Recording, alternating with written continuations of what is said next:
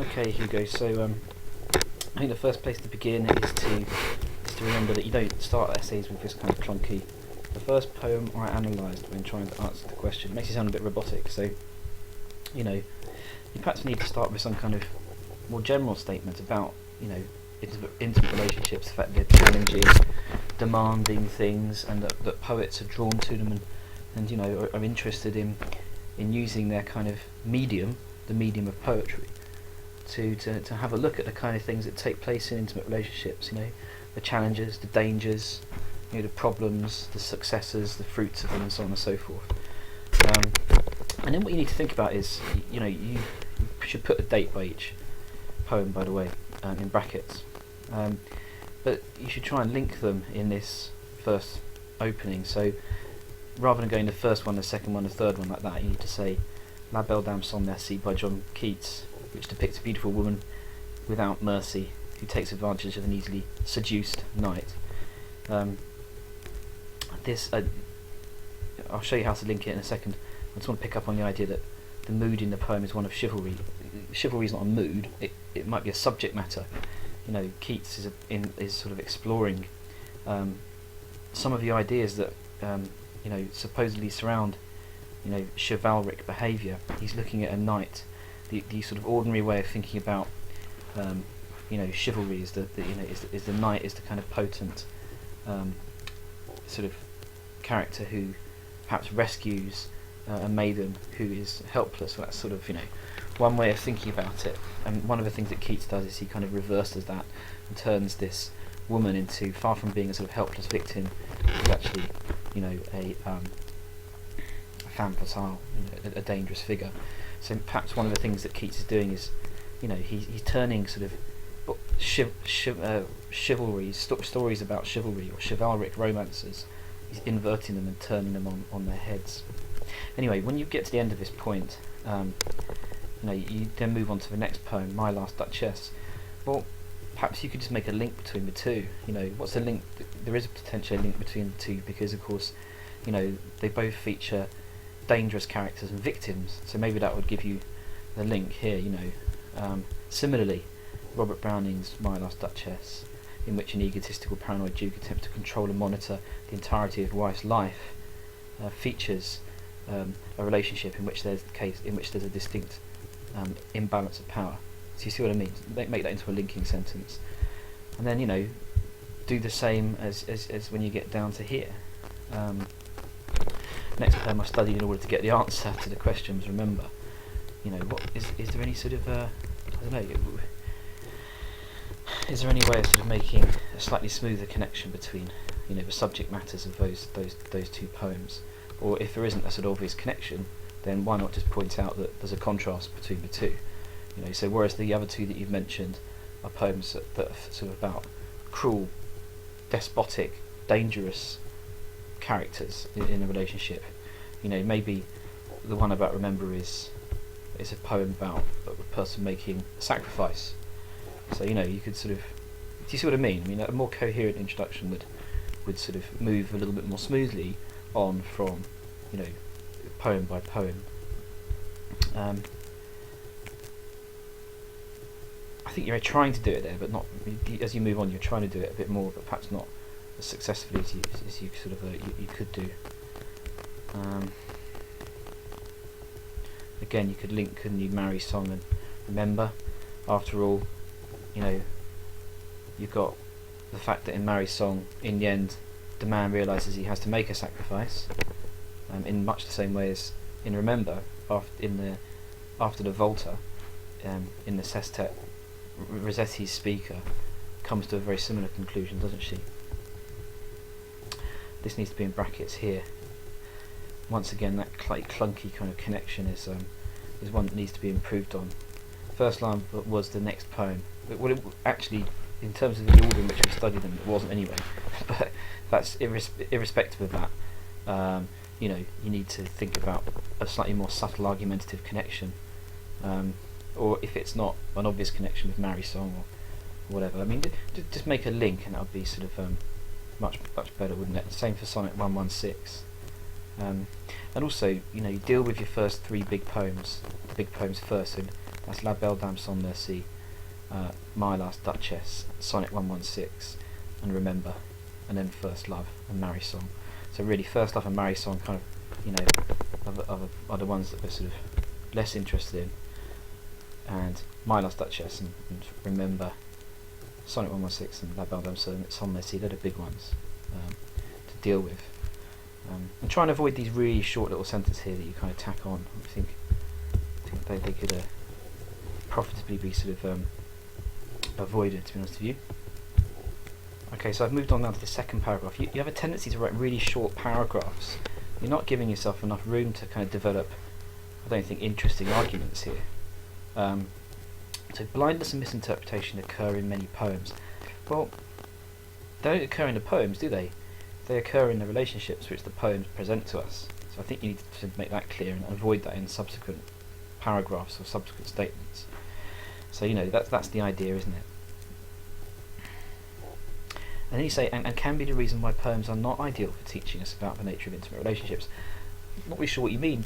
I think maybe you're sort of hinting at the fact that, you know, lots of poems actually sort of, what they reveal about intimate relationships are the dangers of sort of human weakness, you know, our blindness, sometimes our self-imposed blindness, and our willingness to kind of, or our capacity to misinterpret other people's behaviour. You know, so I think perhaps that just needs to be tightened up a bit. I'm not, because you seem to be saying something slightly odd. For example, perhaps you need to say, in La Belle Dame sans Merci, the knight is blinded by the woman's physical beauty, and the knight is clearly blind to the danger she possesses, the danger she embodies, perhaps, as he hands over his power, as he set on his pacing steed, nothing else saw all day long. It seems to me that you've made a few statements here about her beauty, and so on and so forth, without actually kind of bringing any kind of quotations in. And when we look at the actual poem itself, for example, we've got, you know, what kind of distinguish do we have? Look, we've got lots of descriptions here of what she looks like. Full, beautiful, a fairy's child. Hair was long, foot was light, her eyes were wild. You know, we've got sort of images here of kind of conventional beauty, haven't we? That you could have brought in there to show us what she actually looks like. You know, seems to be a sort of ideal opportunity that you've kind of wasted there, really. Let me find your essay again. Okay, and also, you know, we discussed in the notes, I know you've got this in your notes, that, you know, when he puts her on his pacing steed as a kind of symbolic sort of expression of him kind of relinquishing his control and handing it over to her, because she sort of becomes higher than him. So it's a symbolic moment where he hands over control to her. So then you start a new paragraph, or so it seems. Anyway, I might be wrong about that. Well, no, you do start a new paragraph, but despite the fact that you're actually commenting on this quotation here, so perhaps this needs to be brought back to here to form a longer paragraph. That would make a bit more sense. Okay, so not only does this phrase show the man's physical blindness, but this also shows the man's metaphorical blindness. Okay, see, I guess you're saying, when he says nothing else saw all day, he hasn't actually gone blind. You know, he's saying that he has only eyes for her, and he's fixated on her and infatuated with her and obsessed with her, and you know, he's still got his physical eyesight, but I think the point is that he's lost his metaphorical eyesight. He can't see things clearly. You know, he can't see where he's being led. You know, he can't see what she really is, which is this kind of temptress, femme fatale. Okay, the knight has no control over himself or the relationship anymore. Good, fine. The poem is clearly about interpretation and reading people properly, or perhaps the poet, you know, seeks to warn us about the dangers of misinterpreting other people's behaviour and ensuring that you read people properly, or pick up on kind of danger signals. Full stop. The knight evidently failed to read the signs conveyed by the femme fatale and has paid the consequence by being a subject to her. Yeah, well, the idea here is you've got some decent ideas, but one of the problems is you're not really developing them with any evidence. So, you know, what possible evidence is there for these assertions? Sorry, that's the wrong poem. You know, what does he actually kind of, what does he need to pick up on? Perhaps the fact that she's a fairy's child. Perhaps the fact that, you know, she looked at me as she did love and made sweet moan. Perhaps he fails to pick up on the fact that, you know, her looks are actually deceptive. She looks as if she did love, made sweet moan. And also the other thing about her, her eyes were wild. You know, there's this evident danger here in this woman, which he obviously seems to fail to pick up on. And then he says, "And sure in language strange she said, I love thee true." And there's that sense, isn't it, that, you know, he's kind of misinterpreting these words that he doesn't even understand. Perhaps because, you know, he wants to imagine that she's expressing her love for him. In reality, perhaps, you know, that's just a sort of wish, and that he's, you know, in his kind of lust for her, he's, you know, ignoring the danger signs that you seem to be sort of interested in your essay. So, you know, what you're making these arguments, but you're not bringing the evidence in the form of quotation, and therefore it's not particularly, the points aren't very strong. The irony comes later in the poem, when he shut her eyes. Do we perhaps need a quotation here? But in reality, he is the blind one. Nice. Okay, so that's well observed. There is a definite irony there, because of course, you know, he shuts her eyes, but that only draws attention to the fact that in actual fact he's the one who's blind. And only when a knight sleeps does he eventually realise what is going to happen to him. Well, fine, but where's the quotation to show me? And could you comment when you quote on how the poet's kind of techniques make the knight's realisation particularly graphic and shocking? You know, whatever it is you want to say about it. Right, so you're making a connection here between the knight losing control and a man in Marisong losing control. But of course, you know, they're very different situations, aren't they? Marisong represents, you know, a sort of real marriage, I suppose, rather than a kind of fantastical sort of knight and fairy kind of relationship. So I think you need to make this kind of connection a little bit sort of stronger, a little bit clearer. When you say when the man is blind to the fact she's constantly changing and prone to mutable character, I think you mean you know, the man is it that he's blind to the fact that she's constantly changing, or is it just that he, you know, he refuses to kind of accept her sort of mutability, her mutable character, and he attempts to kind of impose himself on her. If we look at the poem, for example, I'm not sure, you know, he gets lost inside her, doesn't he? Metaphorically speaking.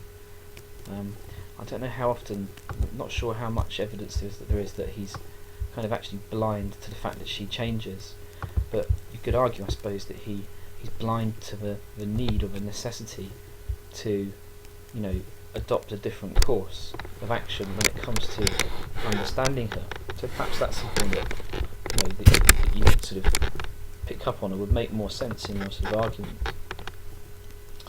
You know, he's blind to the fact that learning her is the inappropriate attitude. You know, you don't learn your wife, you don't learn your loved ones. You know, you could focus on that verb. You shouldn't use things like "can't figure her out" because that sounds very colloquial. But that kind of point needs to be reinforced and developed a little bit, and maybe, you know, just add it on to the end here as a kind of nice contrast to the Keats to finish your point off about it. Okay, and you know, or alternatively, you could bring this paragraph up to that paragraph to make it a longer paragraph about the differences between Marisong and La Belle Dame sans Merci. Both these paragraphs have got the same topic as far as I can see, so, you know, why not deal with them in the same place? Likewise, unlike in La Belle Dame sans Merci, there is a moment of acceptance at the end of the sonnet. At the start, yeah, okay, so that's a nice distinction, I like that. So, you know, what you could say is, you know, yet, unlike in La Belle Dame sans Merci, where the knight, you know, is ultimately destroyed by his relationship with La Belle Dame, In Marry Someone, you get the sense in the 3-line coda that he's accepted that geography constantly changing. In other words, if you want to tie it into blindness, you could argue, couldn't you, that he's no longer sort of blind anymore. He's seen what he needs to do. Maybe a nicer sort of, rather than slightly vague, blindness is also existent in, which is a slightly awkward phrase. Perhaps you want to say, perhaps the clearest poetic sort of treatment of blindness in human relationships comes in John Clare's First Love, when we see a man, but the man is blind to the fact that his lover does not love him. Although I think, is that even the case? I mean, if you look at the poem, actually, I don't think he says that he's blind to the fact that she doesn't love him. He seems to know that she doesn't love him. It's more that, when he, experiences the kind of first really intense rush of kind of love, the blood rushed to my face and took my eyesight quite away. Nice enjambment between those two lines to sort of give you a sense of a rushing blood. It's almost as if the experience has robbed him of his eyesight. Everything goes dim. I could not see a single thing. It's almost as if one of the interesting things about the poem is that you get the sense that that love almost kind of bewitches and can rob you and take things from you. So, he's describing the experience of love in very sort of vivid terms, isn't he? The kind of vivid physiological effect it can have on you. Alright, so I think you probably need to reconsider that, to be honest with you.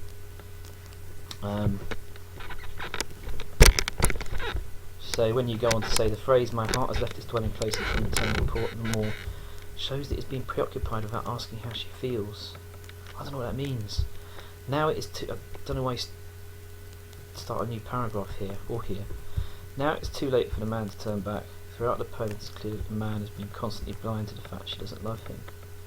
Yeah, I just don't think that's a good reading of the poem. It's not true, is it? Because look,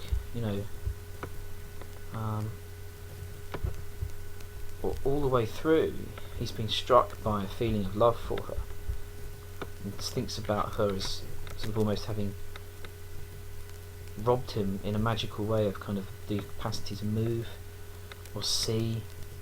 But he also recognises that she seemed to hear my silent voice, not love's appeals to know. She heard these kind of metaphorical words that come out of his eyes and sound like music, but she doesn't recognise them, she doesn't respond to them. So I don't think it's fair to say that he's blind to the fact that she doesn't love him. I mean, he knows it. He sort of communicates that to us quite clearly, actually. So you've got to be careful, really, with interpretations like this, because that one's just not right. Okay, so you need to be starting a new paragraph here. In an intimate relationship, misinterpretation can lead to misunderstanding, which can result in harm to a relationship. This is most clearly shown in My Last Duchess, where a lack of communication has led to the Duke imagining, perhaps, or thinking his wife is cheating, betraying, and the Duke continually misinterprets the behaviour of his wife, projects his own anxieties and suspicions projects his own anxieties and suspicions, not onto the silent auditor, but communicates them to the silent auditor through the conversation that he has with them. I think perhaps would make more sense. An example of a Duke misinterpreting the actions of his wife can be seen in the Duke's irritation at the way the language of Frau Pandolf, who was a court painter, were cause enough for calling up that spot of joy. As the Duke sees this confrontation as evidence of his wife's, it's not confrontation, is it? So I think it's evident from the language that he uses that I suppose he suspects, doesn't he, that Frau Pandolf's flattery is in some way unsuitable and has caused this sort of spot of joy to appear in his wife's cheeks, and perhaps there's a sense in which he feels a kind of degree of jealousy because he regards that as his responsibility, or maybe you're right in the sense that there is more than just sexual jealousy. There's a suspicion that his wife is someone who's being given pleasure by somebody else, there seems to be that little thought of sort of jealousy lurking in his mind, doesn't it? Although to the average person his wife's behaviour appears considerate and innocent, that's not a sentence.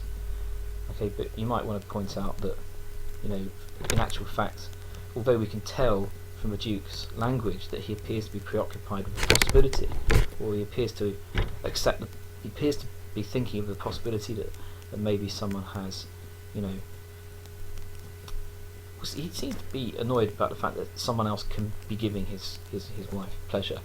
I don't necessarily think it means that it's sexual pleasure, but he just seems to be very jealous that she responds to anybody else, far panned off the kind of the perhaps potentially flirtatious court painter included. I think maybe one of the things to point out is that, as you do here, is that our perspective on her is different to his perspective on her, and that's how a dramatic monologue. That's why it's so effective, because you're getting to inhabit this kind of dramatic situation, and you can see the difference between the way in which one person sees the world and the world as it really is. So it's almost a form of dramatic irony where, as an audience, you know something different to one of the characters.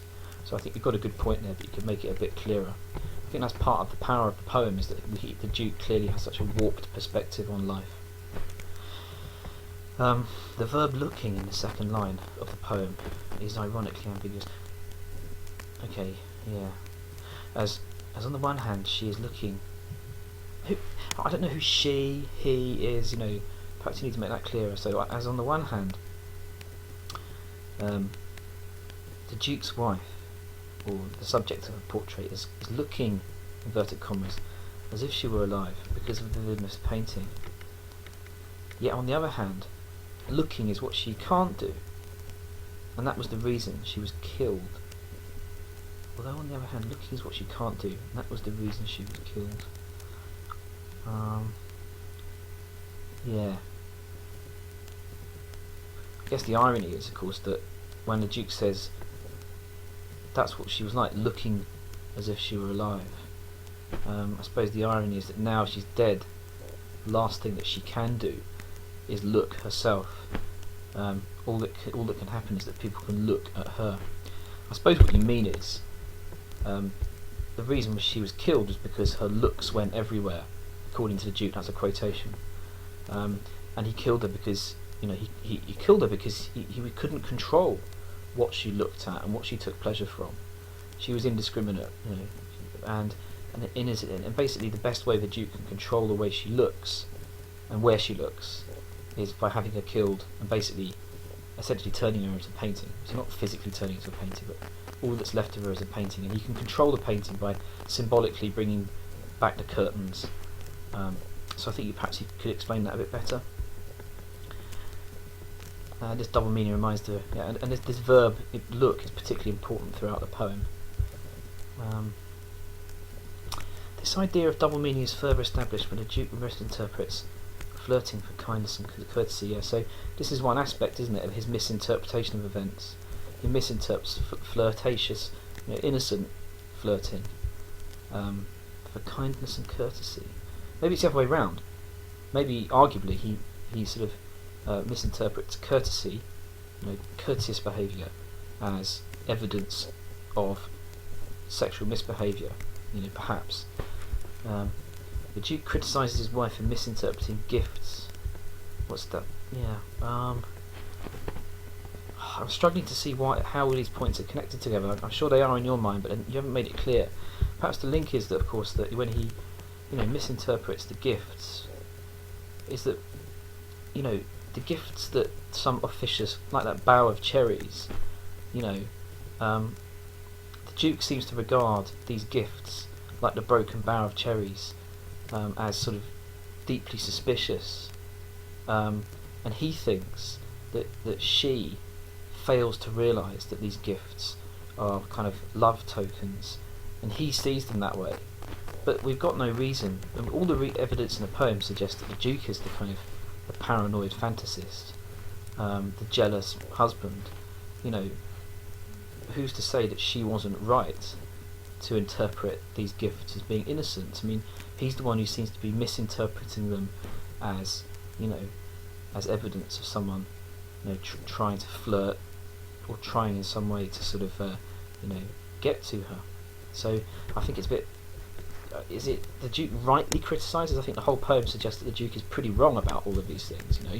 That he's basically a jealous, egotistical maniac who cannot accept the idea that anybody else could have access to his wife or give her any kind of pleasure or happiness at all, apart from him. So you do develop this idea. Arguably, his anxiety stems from his own sort of sexual insecurities. Perhaps he doesn't think he's good looking enough to deserve a young wife, maybe. The Duchess thinks she is just being innocent, as her behaviour was courtesy, she thought. But Duke takes her behaviour and interprets it to mean that she must be cheating on him. Which is the difficulty, isn't it? That he actually tells us that she thought it was just courtesy. So, in actual fact, he doesn't suspect that she's actually been cheating on him. He's just really incensed and angry about the fact that she is friendly with other people and completely innocent about the world, and accepts these gifts, the bower of cherries, what's the other one? There's another one here, so for example,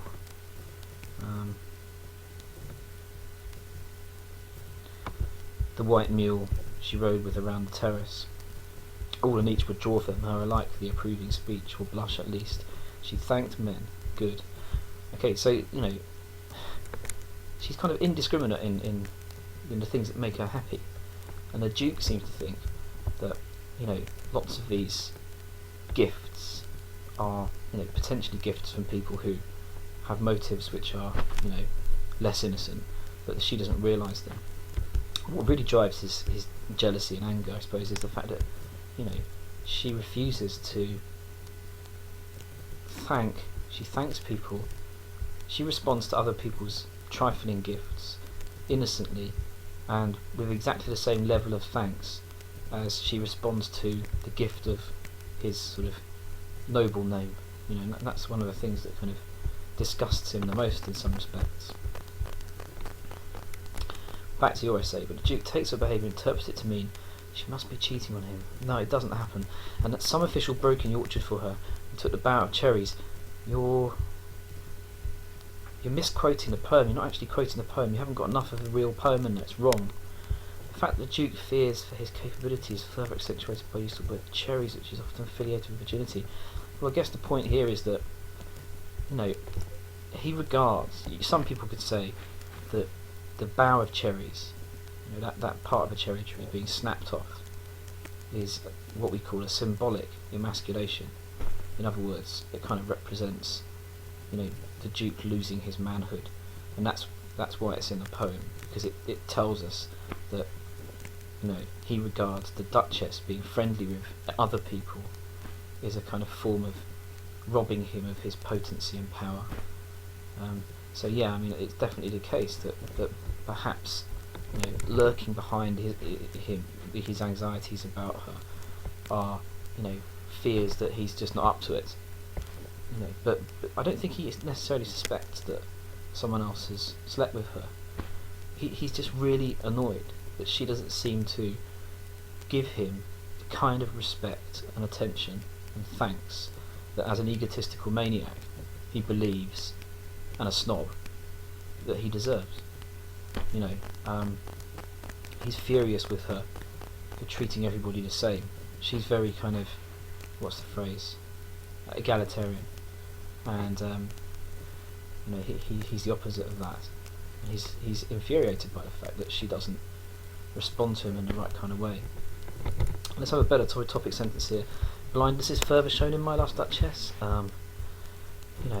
Further evidence of blindness in a poem can be seen in the fact that, in actual fact, this is the most important point: the fact that she's oblivious to the importance attached to his family name. Where's the quotation here? And you could say that perhaps this stems from ultimately perhaps this kind of obliviousness to the importance of his name perhaps stems from, you know, a lack of communication between the couple. The Duchess is unaware of how the Duke feels potentially, and then of course you'd be continuing that point, wouldn't you?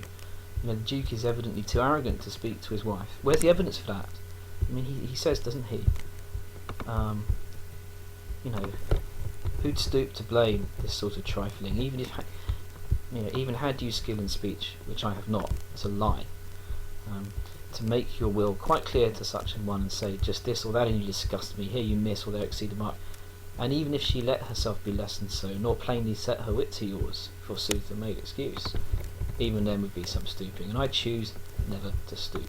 So in other words, you know, what he says here is, whoops, you know, even if she was the kind of person, and you had the skill with words to do it, even if she was the kind of person who would listen to you and let herself be lessened, it's quite an interesting word to use about between a husband and wife, isn't it?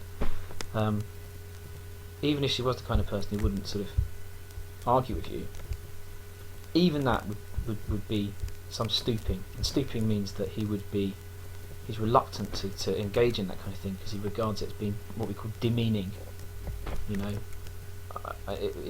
he would not stoop so low as to get involved in this sort of trifling. So many of the things that we might call essential to a relationship, such as communication, he calls trifling. He says he's not going to stoop to do it because even that would be some stooping, and I choose them to stoop. So stooping, stoop, trifling.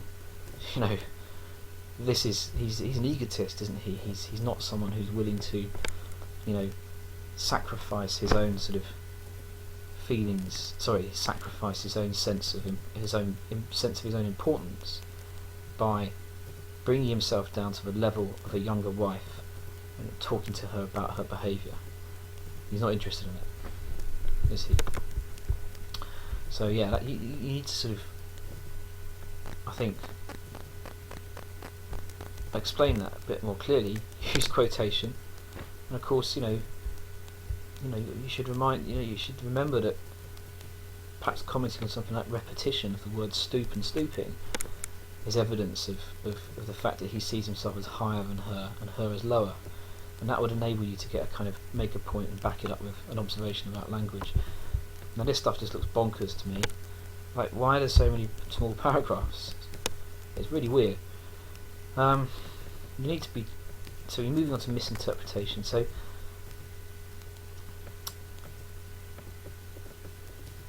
this really, actually, is the point that I suggested that ought to go earlier. Frankly, because I think you remember talking about his misinterpretation of her language. So you should probably find a room for that earlier, but it obviously needs rewriting because it's not very good as it is. Then we move on to in remember. In remember, there is a small part of blindness in the beginning of a poem. Well, yeah, I mean, yeah, it's perhaps you shouldn't just sort of leave a little 3-line bit about one poem tacked onto the end. You need to go back to remember and think to yourself, how can I actually turn this into a sort of serious, substantial point?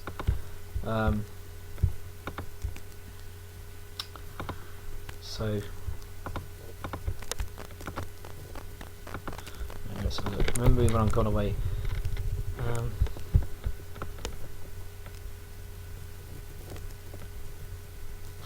The point is really that you've got your sestet here and you've got your octave here, and you could argue that in the octave maybe she's blinding herself or failing to look at clearly the fact that in actual fact once she's gone, she's got to relinquish control of him and let him get on with his own life, because she's going to be darkness and corruption in the grave, corruption meaning rotting, and she's got to kind of let him go and forget and smile rather than remember and be sad. So perhaps at the beginning of a poem, maybe she sees the kind of metaphorical light here, and kind of corrects what she says in the first part of the poem, where she sort of insists, or she's trying to tell him, you know, to remember, to remember, to remember. You know, so maybe in the first part of the poem she's blind to the fact that, you know, once she's gone, he's going to need to move on. But then she realises that after the Volta, which occurs here, and then the sestet continues that sort of idea, shows us the realisation that she has. Desire to power can have negative effects on relationships. In the poem study, the male or female desire to control is highly evident, with the consequences are immediate. Always unfavourable. That's okay, good. I just take in back to there to make it into a paragraph. In My Last Duchess, when the Duke, selfish, narcissistic, materialistic man, is portrayed as someone who always wants power.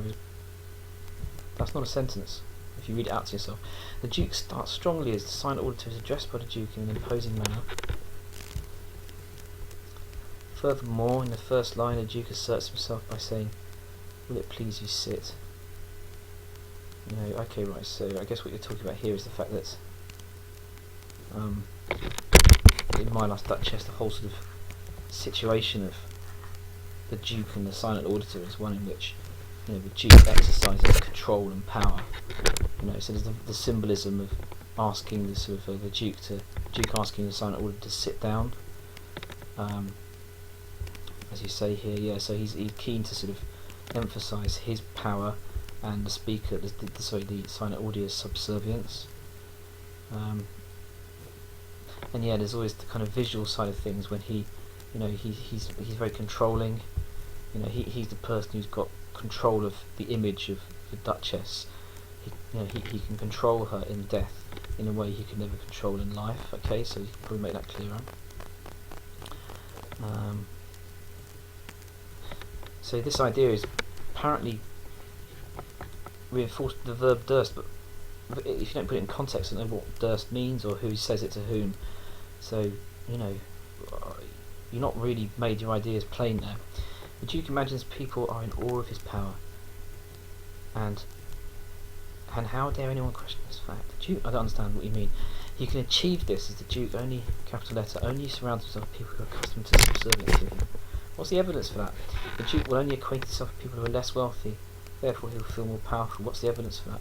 The Duke kills his wife because she didn't respect his 900 years old name. Yes, I suppose her lack of respect is a kind of a threat to his power and authority. And then, you know, at the end of the poem, there's that kind of moment when they go downstairs, and he points out one of his favourite sort of things in one of the things he owns is this thing here. It's called, you know, he says, "We'll go down together." So that's an imperative. It's a command. Notice Neptune. That's another one, another command, and it's a statue. Notice Neptune. He says, "Look at Neptune, taming a seahorse. Thought a rarity." So he's even got the last thing we look at in a poem is his favourite ornament, which is God controlling a small creature. I wonder. It seems to be interesting that that's his favourite sort of. That's one of his favourite objects. You know, it seems to be quite interesting choice of object for the Duke to sort of to dwell on at the end. Okay, so perhaps that could be somewhere that you finish with that. Okay, good. Yeah, I can go back in above, can't it? The Duke couldn't control her gazes. She liked whatever she looked on. Her looks went everywhere. Okay, good. I mean, one thing I noticed about this essay is he's basically writing on one poem, and there's very little anything else. In My Last Duchess, the men are portrayed as a dominant force. This is fine. So, in actual fact, many of the things that I talked about earlier, you've kind of covered here, haven't you? It's just a matter of building them into sort of slightly more robust paragraphs. Always being in control is also echoed in Marry Song. Okay, see, remember Marry Song is one of the minor poems. Okay, this is better. Good. Yeah, the metaphorical map was never true.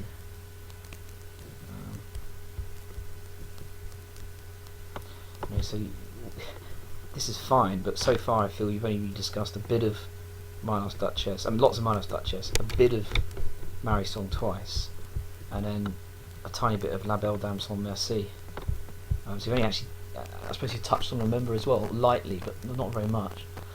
Remember, you've got to have 6 poems in this piece of writing. On the other hand, in La Belle Dame sans merci, the female is in control throughout the poem. The knight is impotent, powerless, and often left abandoned. She exerts power over him, his strength is attenuated by as indicated by the archaic Lexis. At the beginning of a poem, when we discover that the sedge is withered and no birds sing, the landscape, the autumnal landscape, is a symbolic reflection of his internal landscape, showing his damaged state good. When the knight makes the bracelet and tries to, what's it called? It's a fragrant zone, you need to quote it. Tries to recapture or capture affections. We see an ironic reversal as she ensnares him and takes all the power, takes all of his kind of power from him, and leaves him, renders him, or leaves him impotent. When a knight places on her horse, she's now physically higher. Yeah, we've talked about that, haven't you? That's the thing. Strange.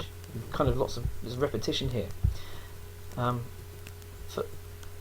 need to always start a paragraph with a kind of linking point, and if that goes back to there, then you need to make a link between this point and that point. The polyptyton of the word dream is that quotation. Later on in the poem, if you're going to talk about polyptyton, you have to show there's more than one example of it. Dreaming, if that's what it is. It helps to emphasise her actions and demonstrate how much control she is actually in. The next stanza, plosive repetition, emphasises the deathiness of what? Plosive repetition of what? You're not quoting to give you the evidence.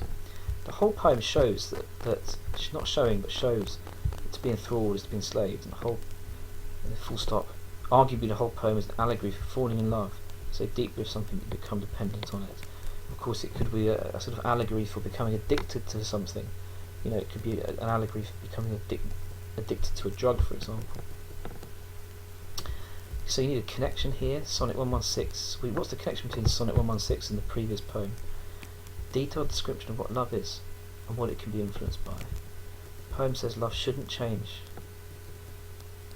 Yeah, fine, I suppose.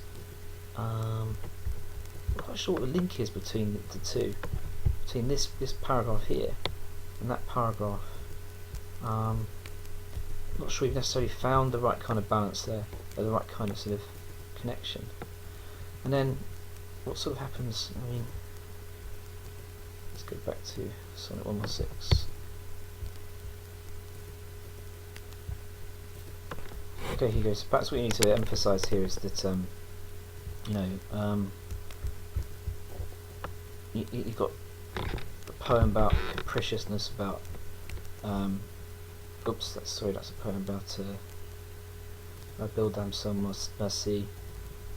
It's not a poem about true love, it's a poem about infatuation and sort of lust, and a desire on behalf of both people to control each other. Whereas in fact in Shakespeare's Sonnet 116, it's a sonnet, you need to talk about it as a sonnet. There's an emphasis, isn't there, on revealing to us that love is something that's stable and doesn't change, and is like a sort of, and it uses several metaphors, doesn't it? Love is not something that ever is influenced by anything. Actually, it always stays the same. It's not mutable, it's not capricious, it's not changeable. As expressed in the idea, love is not love, which alters when alteration finds. Love is something that stays the same. What does this mean? Love is not love when alteration finds. I think you need to bring that in. There would be no power imbalance if it were true love. It is to start every wandering bark. I think you're confusing two separate ideas there, I guess, but your idea is a good one. In other words, the ideal relationship as far as Shakespeare envisages it is a relationship in which there is no kind of imbalance or sort of power between different people. But really the poem is much more about the sort of permanence of love, the fact that it's not something which is going to decay or disappear. So in actual fact you might be better off just ditching the idea of balance here completely.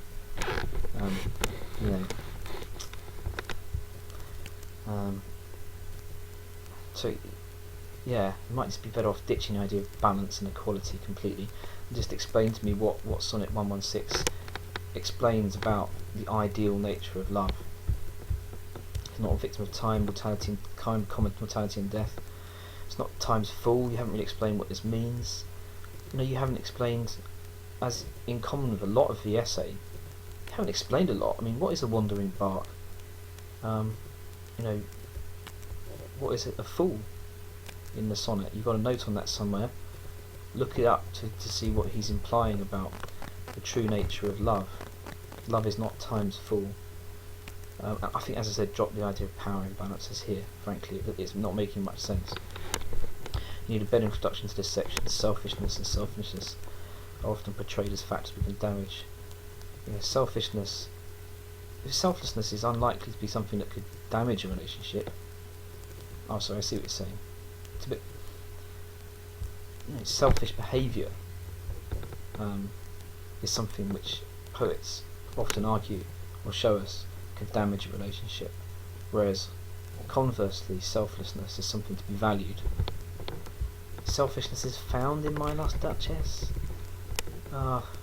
The Duke is evidently in My Last Duchess a selfish, narcissistic, materialistic man. This shows clear selfishness. The Duke doesn't take into account what the effect this may have on other people, common in particular his wife. During the course of the poem, the Duchess could be seen as both selfish and selfless. Okay, so why is that a separate paragraph? She could be seen as, well, the Duke sees her as potentially selfish, I suppose. I don't know if he does think she's selfish. I think he thinks she just lacks any kind of concept of what he's worth, and any kind of respect for him. So it's not quite the same as selfishness, is it? In actual fact, he deplores. He's actually quite upset about her sort of kind of almost selfless nature, the way in which she doesn't really sort of think about herself as being a duchess. She's equally happy with the sunrise in the west, or a gift of cherries or whatever it is.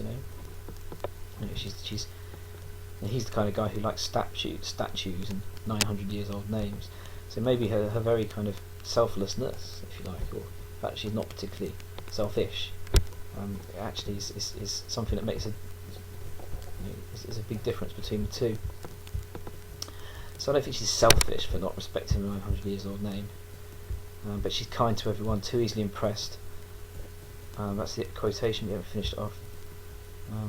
We think this is the reason why the Duchess received so much attention, as she liked whatever she looked on. I don't know what you're talking about here. Which is the reason she was likeable. Don't know what you're talking about. The fact she was an honest and genuine person helped. Helped what? The fact the Duke thought she was selfish was a reflection of his own anxiety. Yeah, I'm not sure about... I don't know if he does really think that she's selfish. The fact that a man's selfish actions can result in a weak relationship is echoed in... The idea that a man's selfish actions can result in a weak relationship is an idea also echoed in Mary's song, when we discover that the Duke wanted to learn her. The husband wanted to learn her as if she was some object or skill, and yet again play a selfish role without thinking about the consequences that he... Yeah. Not really a finished idea, that, is it? Is there anything else in the poem that backs that idea up? The dispassionate tone. Which dispassionate tone? From what is reflected in Mary's song? What's being reflected in what? As the man constantly adopts a proprietorial approach to his wife. He kind of made that point already somewhere else in the essay. He's selfish, he'll never give her up until he's chartered her, as if she was some kind of sort of map or world he possesses. In addition to this, the fact he never learned her quite. It's full stop sentence. What's going on here? Is that from the poem? Year after year shows the man's stubbornness and selfishness to let go and accept the truth. That makes no sense. The woman in Mary's song could also be seen as selfish, as she is constantly changing to avoid being chartered. Does this so she can stay in control. Well, maybe it's not so much selfishness as a desire to kind of preserve her kind of self intact from someone who's trying to sort of impose his own sort of map on her and control over her. Unlike in My Last Duchess, the man realises his errors towards the end of his sonnet. At the start of the uncoded, the man finally accepts that. Dangerously close to something he already said. The structure on the page shows the man's attitude towards the relationship. Throughout the sonnet, he wants to be in control, but when the coda starts, he's content with accepting the facts. In both My Last Duchess and Mary's song, italics, Both the male figures show traits of desiring dominance. Another example of changing from one trait to another is displayed in Remember. Yeah, so perhaps the thing you want to say is that, as in Marisol, in Rossetti's Remember, a similarly kind of selfless change of heart is revealed. Initially, Rossetti appears to be quite self-centered and selfish as she demands that the man must remember me. That's an imperative. Yet uses imperatives in constant repetition, stresses the importance of her request. She is selfish, she does not accept what might be the best for her husband. At this point, she's only thinking about what would be beneficial for her, and no, the people are not the people around her. The change from selfish to selfless comes from a change of heart. It's made clear in transition from the octave to the sestet of the sonnet. She realises what is best for the man, and shows this when she says that it would be better by far you should forget and smile, and you should remember and be sad. I think this idea is sort of reinforced by the parallelism in this phrase. Forget and smile is balanced with remember and sad, and kind of cancels it out, and that helps her to express this idea. Change of heart can be a very important thing in relationships. It has made the man feel better and remember, and it has helped aid the relationship in Marisol. So I guess you mean it could potentially liberate the man from feelings of guilt. I think that's what she's trying to do, isn't it? She's trying to liberate him from feelings of guilt about failing to remember her. He says, that if you're going to forget, then it's better that you should forget and be happy than it's to remember and be sad. So she's liberating him. In La Belle Dame sans Merci, it's quite clear to see the woman, the femme fatale, the fairy, use quotations, is selfish. She shows no mercy when enslaving the knight. What's the evidence for that? And the knight was very selfless, as he constantly offered himself to her from when he met a lady in the meads. It's that quotation where to end, as he was blinded by his senses and emotions. So I guess what he points is that perhaps one of the weaknesses of a knight, arguably, is that he is someone who gives himself up selflessly, without really considering the consequences carefully enough. Perhaps that's what you mean. The relationship is being controlled by the woman who selfishly takes advantage of a dazed man showing no mercy. The word haggard used to describe the knight's face, plus the symbolic lily on his brow, all that kind of stuff, shows the effects of the consequences the woman has inflicted on him. The knight was perhaps stupidly, naively selfless throughout the relationship. He kind of gives up all his power and potency to her. This is about the third time he talks about this now. And made a garland for her head. Okay. He does try and catch her, doesn't he, with these sort of symbolic rings, the garland. I think there's another one as well. The woman evidently used him and was sort of, okay, so she's selfish. In some respects, one of the best things you could do in this essay is stop using words like selfish, blindness, and so on and so forth. You use them to begin your sections on these things, but then move away from them and kind of explore different kinds of selfishness. Because there's danger that you limit yourself a little bit. The woman used him and was selfish as she took him to her elfin grot. She's become, she's consuming him, isn't she? She's taken all his vitality, his life. So when we think about her kind of selfishness, how could you kind of make that a little bit more interesting? She's vampiric. She's, I think we talked about the fact that she is, for example, she's parasitic. She's vampiric. She sucks him dry of all his life and vitality. She sort of feeds off him. That's what it means for her to be selfish. So you need to think about what the word selfish means, or what blindness means, or what a desire for power means. Kind of use it at the beginning of each section, then just think about it a little bit more deeply, and try and work out exactly what the poet really is trying to reveal to us about certain kinds of relationship that people can have. I think overall, you have mentioned 6 poems, but you need to bring a little bit more of La Belle Dame sans Merci in. Certainly you need to explain Sonnet 116 in more detail, and definitely sort of bring both Remember and Sonnet 116 into the argument at different points. You need to be aware that you repeat yourself a few times, and got to be careful not to do that too obviously. And you've really got to bring in a little bit more comment on the poetic features. You haven't really talked about why poems are put into the stanzas they're put in to. There's not a great deal of stuff on things like enjambment. I don't think there's anything on phonic patterning at all, despite the fact we talked about it a huge amount. Things like alliteration, so on and so forth. So I think Hugo, there's quite a lot to do. I think you are capable of doing it, but you've got to get cracking on it.